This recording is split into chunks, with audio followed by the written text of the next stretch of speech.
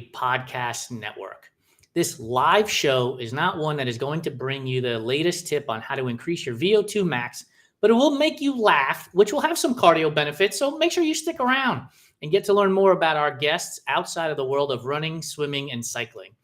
Today, I'm going to be joined by Garett Graubins, whose name may seem familiar to you, as he's written a couple of articles for us, and they have an angle of humor that I appreciate and very much enjoy. I'm looking forward to having Garett on the show so we can laugh a lot more about some of these ridiculous questions that I've put together. And yeah, I did some investigative research on Garett before I brought him onto the show. So before I do bring him on, check out the Everyday Athlete Podcast Network on your favorite podcast platform. We have a variety of shows, which means we have something for everyone, from music and food to human interest stories of everyday athletes overcoming obstacles to reach their finish lines. Be sure to subscribe, rate, and review our network so that we can continue to bring great guests like Garett on. So without any further ado, any more rambling, any more mumbling, any more stumbling, let's bring Garett onto the show. Hey, Garett, how are you? Great. Hello, Jason. It's a funny thing because most podcasts, I'm presuming, have a conversation with their guest before they go live or before they record. And so it's like, how are you doing? And we already know how we're doing with each other because we just chatted for 15 minutes. We got the formalities and niceties out of the way. Exactly. We just want to get comfortable with each other and then jump into it and start the conversation. Great. So let's roll. I couldn't remember. Help remind me how you found Run Dry Bike and myself in the first place. Wow. It was a social media feed. You popped up. I think it might have been LinkedIn, in fact. I have spent a good part of my professional life connected to the outdoor, active lifestyle, and sports space. And I want to say that you popped up in my feed just randomly one time. And I'm like, oh, I don't know this guy, Jason, which is unusual. It's a pretty small, cozy space. And it's a fraternity of sorts where we all tend to know each other, or we at least know names or faces, possibly both. And I was just intrigued and prompted a call, and you were nice enough to get on the phone with me, and we chatted, and there was an immediate connection because of our shared love. Yeah. And it's not just a shared love of sport. I think the angle and the way we approach sport with a sense of humor, where this stuff can be very serious at times. It's very hard at times, but we approach it with humor. And that was one of the things that I was drawn to you from that very first call. And then the first article you wrote, I was just cracking up the whole time. And so I was like, this is fantastic, right? This is exactly the type of ethos we want at RTB, which is, look, chase that PR, chase that finish line, go accomplish your goals, but make sure you're having fun all along the way too, because otherwise you've just created a part-time job that doesn't pay you. Exactly. I mean, it's so true. And it's really hard when you're in the eye of the hurricane, right? And you're so obsessed 24/7 and all consumed by that next big race that you're tackling. And you take it so seriously. And God, if you can just remind yourself to take a few steps back and be like, you know what, at the end of the day, this is meant to be fun. And then there are always those subtle reminders on the training runs, right? It's the bathroom stories that we can all relate to, the GI emergencies, or, you know, a deer running across. And like, true story, I was running with a friend and a deer crossed this road, ran into him, and threw him into a ditch. So at any rate, my point is, there's so many funny stories out there if you just don't take yourself too seriously and keep your eyes open for them, because it's all meant to be fun, right? That's right. So my buddy Adam, who's my co-host on Food Fight Friday at the Aid Station, which is presented by Seven Summit Snacks, will be super proud of this idea that you have a whiteboard behind you. And I actually did some research before coming onto the show. And when I say I did some research, I quickly Googled your name, or actually, I think I went straight to LinkedIn, found your name, and clicked on a couple of articles to pull some stuff up. So the very first one that I saw, and it just had me in tears, it has me wondering, whatever happened to those high performance denim running pants that you once talked about?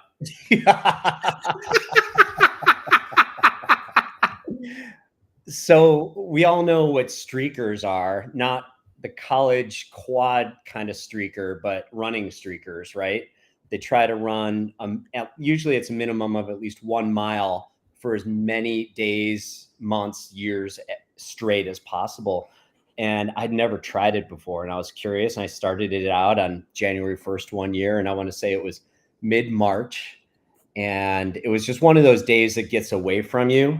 And lo and behold, it was 9 o'clock at night. I'm driving home from a business dinner. My schedule just got hijacked left and right all day long.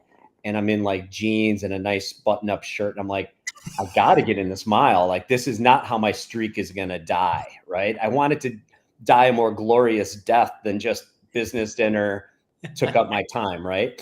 So there was a little trail just off the road. And, I did happen to have my running shoes in the back seat, and I did the old shirt switcheroo, but I left on the jeans because I'm like, all I got to do is a mile.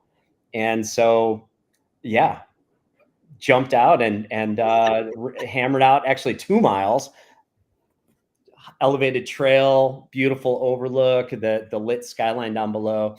And hence high performance denim was born. And I think that there maybe is a business idea in there somewhere. There absolutely is. There have been plenty of trail runners that are running in jorts, so why not? Well, and I saw a guy last Saturday at Grandma's Marathon. I was running around this guy that had shorts that were way too high cut. Now that I think about it, these shorts, but when you glanced at them, they looked like denim Daisy Dukes. But then when you got closer, you realized that they were actually performance shorts, wicking shorts. Yeah. So there might be a brand out there that kind of beat us to this great business idea. I tell you, some of the funniest stuff is the things that we don't typically see in our sports. And I remember I raced at Old Orchard Beach 70.3 before it became an Ironman event. It was run by Rev 3. And I'm climbing this hill on my bike and I'm struggling. I had broken a spoke on my tire and just everything just sucked, right? And this dude goes past me in a pair of jorts and flip-flops on his bike. And I'm like, you've got to be shitting me, right? Like, are you kidding? And, you know, I've got the aero helmet, I've got the deep dish wheels, I got the tri-bike, I got it all, right? Yes. This guy goes by me. Come to find out, he's like a local legend in that part of Maine. And he actually had clips built into it, like tied into his flip-flops. So he was actually tied into the bike, like most clip-on bike pedals are.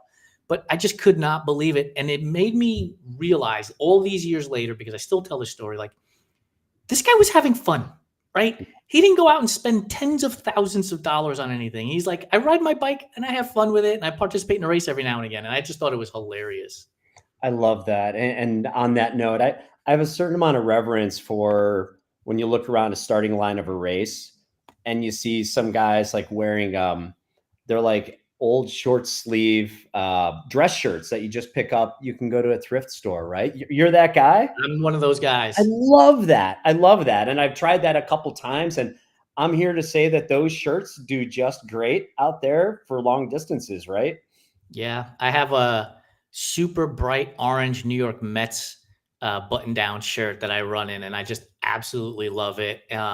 There are companies that make them like that as well. I have a couple of them from Folklore as well as Running Rabbit. And I think the reason why I love them so much, Garett, is they have holes in the back that allow you to breathe. Whereas your regular, dry fit wicking shirt doesn't have the holes in the back to breathe. And I mean, I'm sweating the moment I open the car door to go run, let alone starting to run. So I find that it's awesome. Plus it gets looks from people too. They're like, what the hell is this guy doing? Right. Or I'll add to that. I love features and benefits. I'm a marketer by day, right?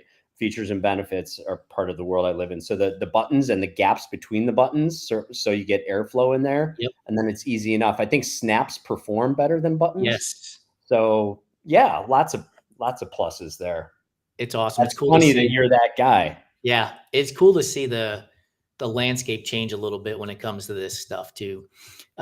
Here's another question for you. So I don't know if you're a music person when you're out there running, or maybe you're sitting by the fire having a cup of coffee or something, but if you're going up and over a 13,000-foot pass, what music is going to be better for you to listen to? Is it going to be a heavy metal banger or some soft ballad that allows you to just kind of melt away into the nature that's surrounding you? Try to keep that heart rate down as much as possible. So I'm more kind of the mellow tunes. It could be some bluegrass, old Oh, Grateful Dead, oh yeah. without a doubt, would really would help me out. Love the song. Ripple is just one of my life anthems. I love that song from the Dead. Or lately, maybe Nathaniel Rateliff has has really brought me through some tougher spots on some runs too, All right. including the song "I Need Never Get Old." That's a good. We'll have to. So we have a Everyday Athlete Podcast Network playlist on Spotify. So I'll be adding those two songs, "Ripple" and "I Need Never Get Old," to that playlist. Nice. Where I think, well, I know we have enough music on there for anybody who's racing a 100 miler whose cutoff is 36 hours or less. Mm. You could put on this playlist and you'll never have to press a button. Just let it roll for 36 straight hours. We've got so many community members adding to it. It's amazing. That's a great idea. Well, I have to ask you the same thing. Uh, What's the song or the genre that gets you over that mountain pass? it's funny, nothing. Like the sounds of the birds and the twigs and the leaves snapping under my feet is the Mm, thing that gets me. I have recently gotten more into listening to music because we have a show called What's in Your Earbuds that I co-host with Joe Harden. And okay. so as we talk about music and stuff like that, then I'll start, I've started to run with more music more often, but typically it's nothing. Like I saw somebody post on social media earlier this week that said, who are these lunatics that are out here running 100 milers without music? And I'm like, I'm that guy, right? Like, give me my button down shirt, no music in 24 hours, and I'm good to go. Like, get me away from the world for a day. But Nature soundtrack is oftentimes the best. yes, but in the Mhm. car, it's typically hip hop that I'm listening to. Hip hop, rap, stuff like that is typically what I'll be listening to if I'm sitting in the car driving, kind of thing. Nice. You just flashed me back again to Saturday in Graubins Marathon, and the course runs on the North Shore, 26.2 miles into Duluth. But there's some blackout spots there, and they allow headphones. Purists might not like that, but I'm like, hey, that's a nice luxury to have during a road marathon. I'm going to give it a shot. But there are some dark spots where you don't get any music. Um, those were some of the more enjoyable parts of that course because there was the flopping of people's feet, and then you run it right on the shores of Lake Superior, which may as well be an ocean with how vast that thing is. And Yes. literally you could hear the waves crashing against the rocks. You'd swear you were on the Monterey Peninsula. So nature soundtrack is just fine too. You Even better. mentioned the sound of people's feet. So I have a story. Years ago, I was racing a half marathon. It was raining, and I was running with a friend next to me. We were chit chatting the whole time, and we're just having a blast. And I kept hearing these footsteps behind us, clop, clop, clop, clop, clop, clop. Mhm. And I was like, Juan, we got to pick up the pace. I can't take this guy's feet splashing on the water. Like it was just that annoyingness.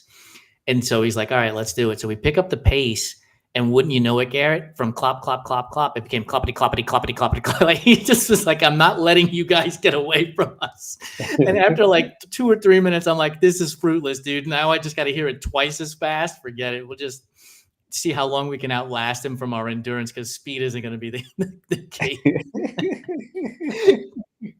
Have you ever had any of those experiences when you're on the course and you're like, oh man, I either got to get away from this runner or got to get away from this position that I'm in, like because I'm getting either hopscotch Yeah. with another athlete, like especially at an Ironman type of thing or anything like that? Yeah. Oh yeah. Yeah. Um, Yeah, two scenarios come to mind on polar opposite ends of the spectrum. One would be if I'm really feeling good and vibing out with the trail and the moment, right?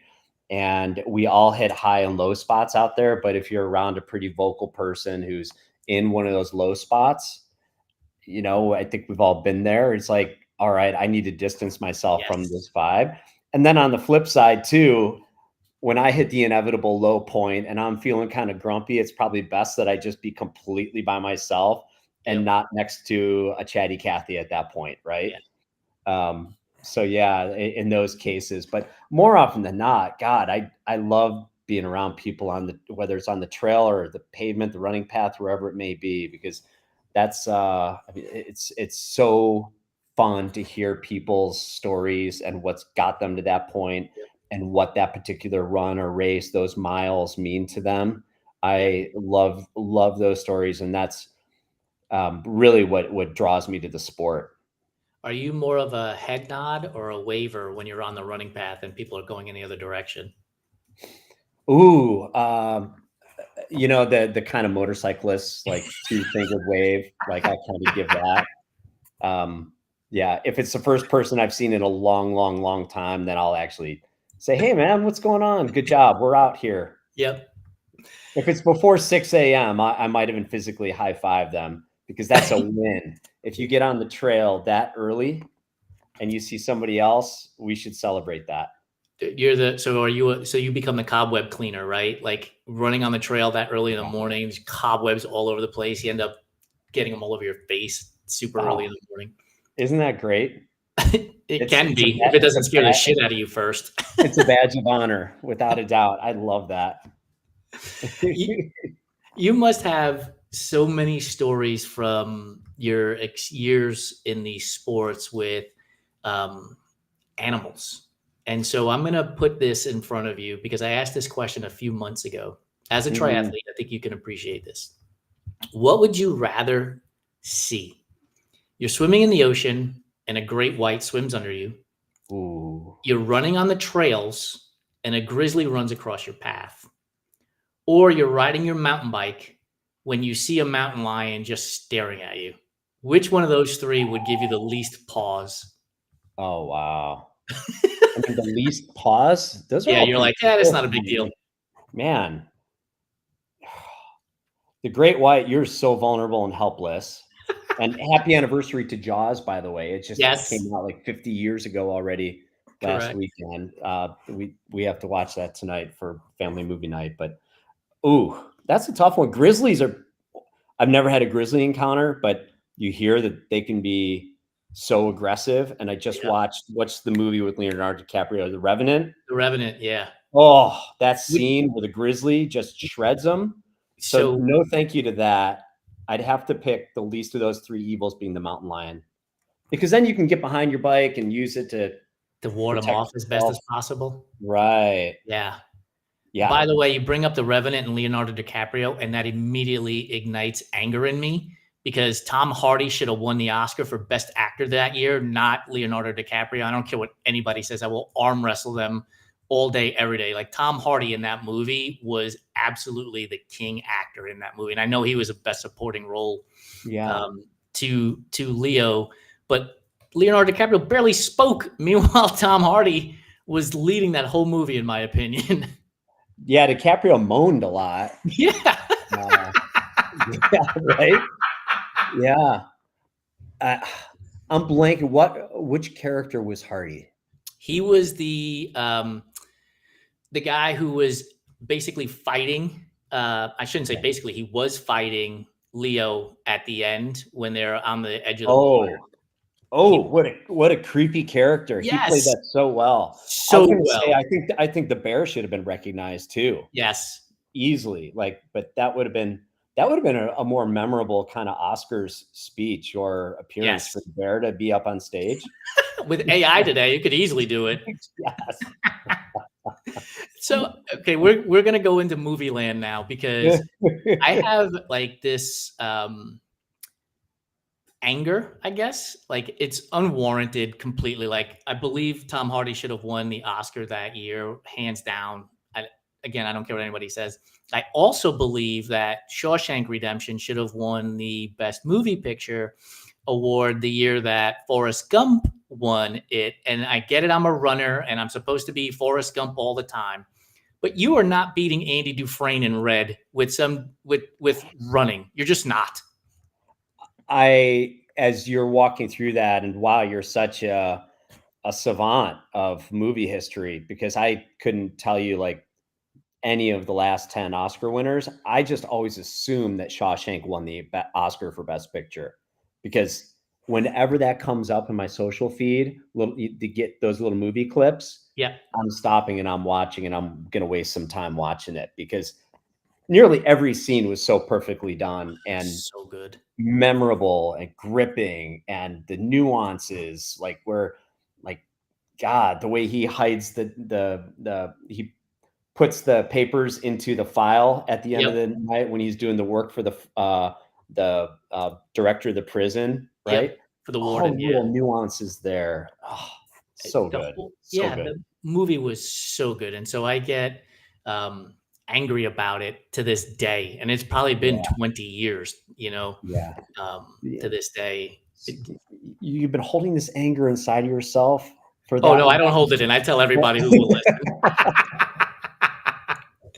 This is the one thing I am not holding in. It's Tom Hardy should have won the Oscar, and Shawshank should have won the Oscar when it comes to movies. I'm not holding that in for Yeah, sure. I'm glad this show can be really good therapy for you in that regard. You can just let loose with all of these life frustrations. Do you have a movie that, like, no matter where it comes on or what kind of mood you're in, you're like, I absolutely love this movie and I'm going to watch it all the way through? Right, right. Those movies where if you're in a hotel room at like 11 o'clock at night and just trying to numb out and scrolling through, and that movie's on, you're like, great, I'm going to be up for another 2 hours now, right? That Yep. movie. Yeah. What movie is that for you? Oh, well, Jaws, I think, is one of them, right? How can you not watch that to the end? Because there's always like a next great scene in that movie. I love, here's a weird one. Back to the Future. Oh, that's a good If, one. Yeah. if that one is on, I'm going to end up watching the whole thing. Are you a Cubs fan? Is that why you get into it? Oh, yeah, that's right. That's right. They do talk about the Cubs winning the World Series in That's that right. one. I am a Cubs fan. Oh, no shit. I'm a Chicago guy. I grew up in Chi-Town, outside is Chi-Town, and yeah, the Cubs, Cubby blue. I bleed it. Favorite Cub of all time is? Ooh, great story there. Bill Buckner. Ah, I'm a Mets fan, so I love Bill Buckner too.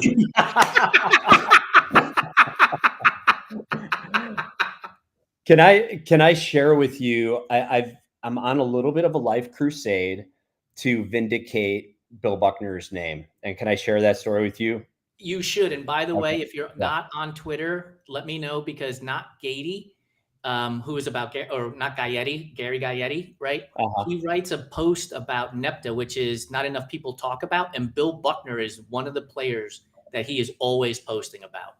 Wow, no kidding. Yeah.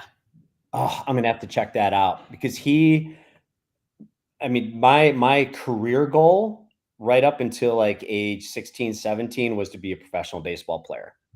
And I watched the Cubs every day, all summer long, WGN TV in Chicago, Yes. partly Superstition. because I was home alone and it was on at 1:15, and that was the only baseball that I could watch in the middle of the day. Yep. Wiffle ball in the backyard, imitating his stance, that left-handed stance. Yep. So I loved Bill Buckner. Just was really drawn to him as a player, kind of a gritty guy. Anyways, Bill Buckner has been vilified, of course, especially by Boston Red Sox fans. And his name, I think, in my humble opinion, has been sullied unfairly out 100%. there. 100%. So I love to share this story. And the story goes like this. Bill Buckner moved over to the Boston Red Sox, as everybody knows, from the Cubs. And they were playing the White Sox in Chicagoland. And I was like, my Little League coach brought me to that game. It turned out to be a doubleheader. And this was one of the thrills of my young life at that point, to see Bill Buckner in person. And so I'm up in the stands, and it's the end of the second game, and the Red Sox are winning, and the stadium had already emptied out. Second game of doubleheader. All those Chicagoans had their fill of beer and deep dish pizza at that point. They were hightailing it home, and I'm like, I'm going to see if I can like kind of creep down to the edge of the dugout. So I did. I made it all the way down there. As I think I was 12 or 13 years old at the time. Had my ball glove, and wouldn't you know, and I'm right on the lip of the dugout, the Boston Red Sox dugout. Final out is recorded by Bill Buckner as first baseman. I think it was a basic ground out. So he had the ball, and he comes over to the Red Sox dugout, and I'm hearing this ocean of other little kids and people, and we're all screaming for that ball. Yeah. Bill, throw the ball. And he points at me, and he throws the ball. And the ball's up in the air, like slow motion life moment, right? Yeah. Oh my God, my favorite player. And as little kids, you worship these guys. They're otherworldly. They're up on Mount Olympus with Zeus. And I catch that ball. And at that exact moment, this like drunken baseball fan next to me, grown man, grabs it out of my hand, rips it, and turns around and starts walking toward the exits. And like the voice of God, you hear this, hey! Everyone stops and looks, and it's Bill Buckner at the top of the dugout stairs. He's like, give the ball back to the kid. And the guy shrugs sheepishly, and he hands it back to me. And I still have that baseball. You do? I still have that baseball. That's awesome. Bill Buckner.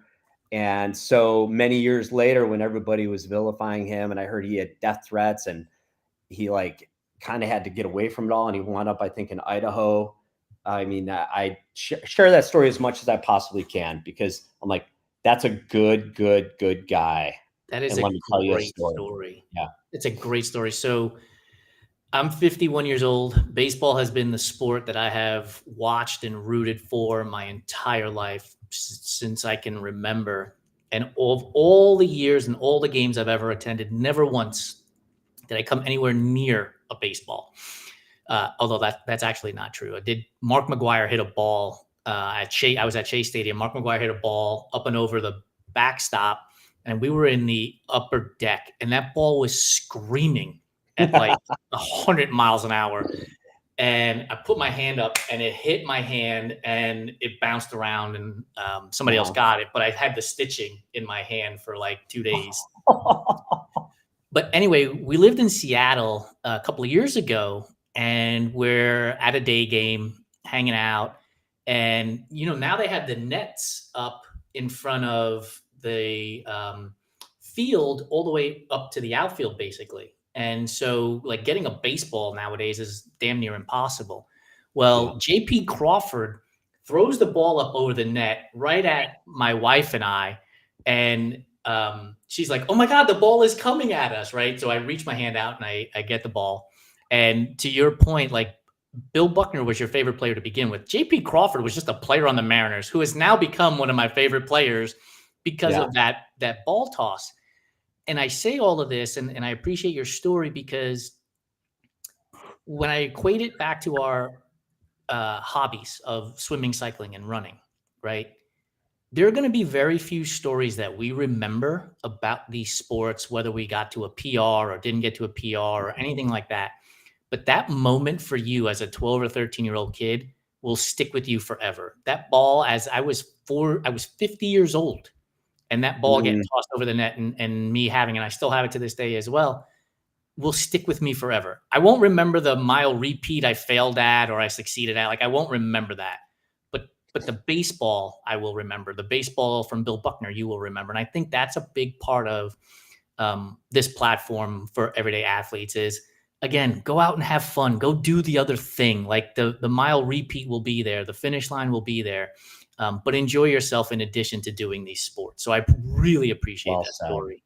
Well said. That's so true. And as much as we fixate on, like, I wanted to get a certain time at Graubins Marathon Saturday, and I missed it, galactically missed it, horribly missed it. But it's, and I sound bummed about it just now, but in all honesty, I'm not, because it was such a wonderful time, being surrounded by kindred spirits and Yep. talking to so many people and understanding what their motivations were and seeing what deep meaning that race held for them.